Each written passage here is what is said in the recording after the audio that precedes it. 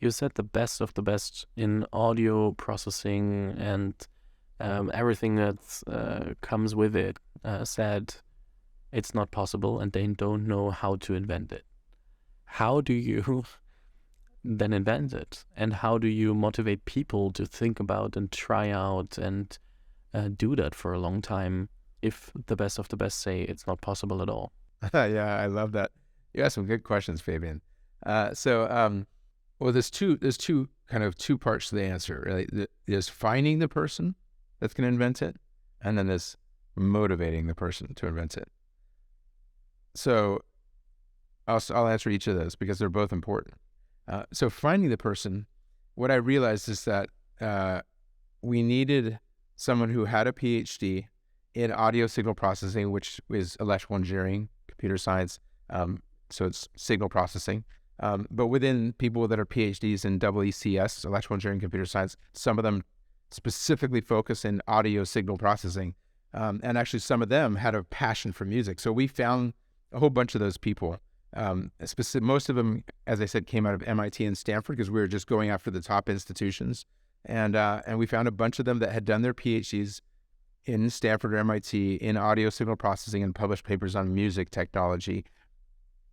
So I had a list of about 30 people. We'll call it 30 people, right? But now here's the problem is that at this point we were 3 co-founders and we were all business people. We were not technical. And I was thinking when I would meet with these PhDs at Stanford and MIT, they were all very smart people, right? They're MIT and Stanford PhDs in audio signal processing. And I kind of thought, how am I going to pick the smartest one to do this nearly insurmountable or seemingly insurmountable task? I don't even know. I mean, if I asked them anything about their work or the paper, if I asked them about the paper they were reading an hour before, I wouldn't understand a word they're saying because it's way above my head. And so I thought, well, you know what? I know the answer. The way I'm going to pick them is I'm going to ask a professor to tell me who the smartest one is. So we actually got a professor from Stanford named Julius Smith, and he joined us as our first advisor to the company, or first couple of advisors. He didn't know how to do this either, by the way. He said, it's impossible. I don't know how to do it. He was worldwide eminent in the world of music audio signal processing. He had actually invented the synthesizers that are within all the algorithms, I should say, that are within all Yamaha synthesizers. So it was like, this was the standard for all synthesizers worldwide. So he knew everyone. He was recognized by everyone. And as his first assignment as an advisor, and it's funny because founders often add advisors to their committees and say, oh, we have these advisors, but look when you can really, really get value out of an advisor. Talk about value. The first assignment for him was I showed him the list of 30 names that I had found, all MIT, Stanford, and Berkeley PhDs. And I said, can you help me rank the 5 smartest? And he knew all of these people because they all go to the same conferences. Many of them had done their PhD thesis under him.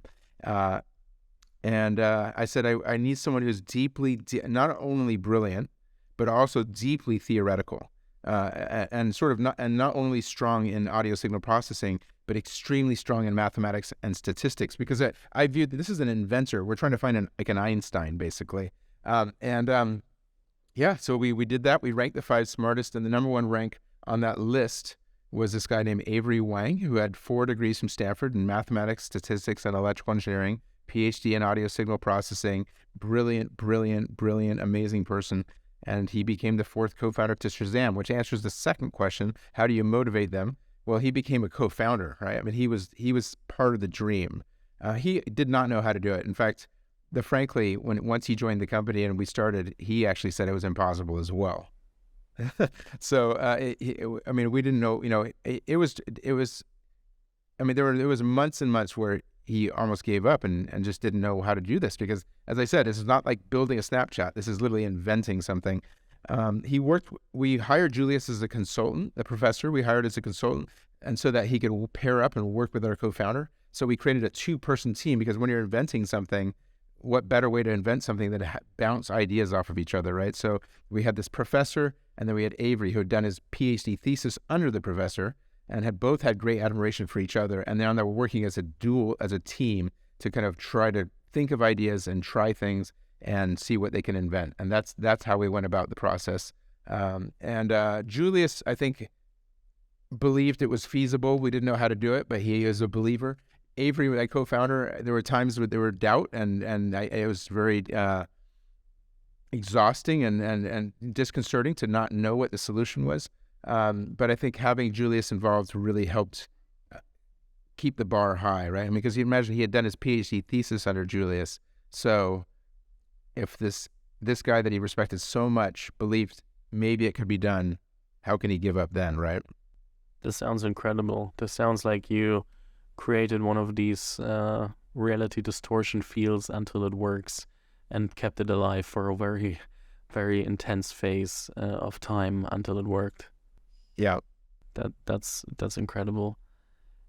I think it's also like it at first it sounded like you only need like the one idea and then you build from there, but it seems like you need a bunch of ideas to create such a company like Shazam. It starts with, okay, what do we actually want to do?